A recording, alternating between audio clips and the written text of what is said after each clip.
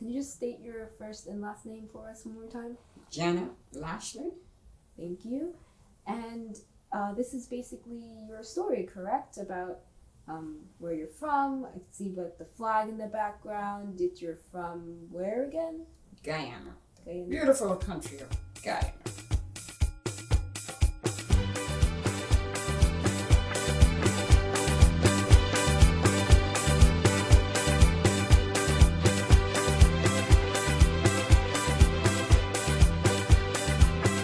I heard somebody describe Guyana as a bonus Caribbean island.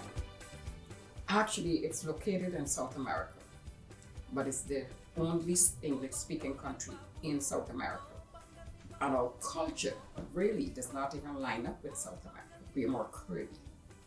Our culture, our way of life, our food, our sports, everything is more Caribbean. So it's like a bonus Caribbean island, even though we are located in South America. Yeah. I consider myself Caribbean. The 60s, I was like around 10, 11. We had one of the presidents, he won the election, but it was like known to everybody. It was not, he didn't win it fair and square. From the time I know myself, it's always two parties. We have three parties, but two main parties. And the two main parties in contention, always headed by a black, and the one always headed by Indians. So it was like a race thing. You find the Indians vote for the Indian.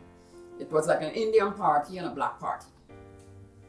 It wasn't colored, but that's basically what it was. With some of the black men, young men, and the Indian black men, where the Indian government apparently promised them things, and then he didn't hold up to the promise.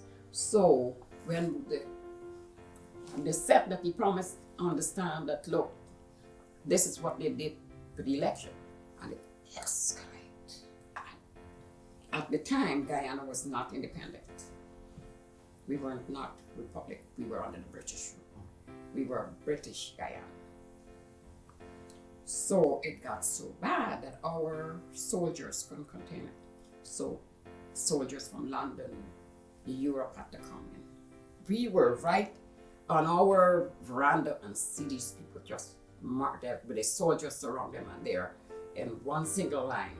They parade them to get out. 60s was bad. A lot of people were leaving. A lot of people left between the late 70s and 80s. I left in the late 90s. Chinese are very resilient. Very resilient people. We give up is not in our vocab. Hard work. We are hard workers. If we got to start from the bottom, we would start from the very bottom, but we just wanted to get our foot in. Because we know once we got our foot in, we're not staying there. That's the way. That's the kind of spirit Guyanese have. When growing up as a little girl, I didn't even know we were an underdeveloped country. You know what I mean? I didn't know that. And lots of us didn't. We never described ourselves like that.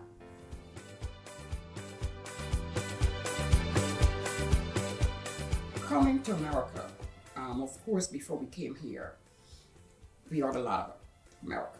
We see the movies, and the people who've never left Guyana to come here, when we hear about Guyana, see the movies, it's like, oh my gosh, the best thing could happen is go to America.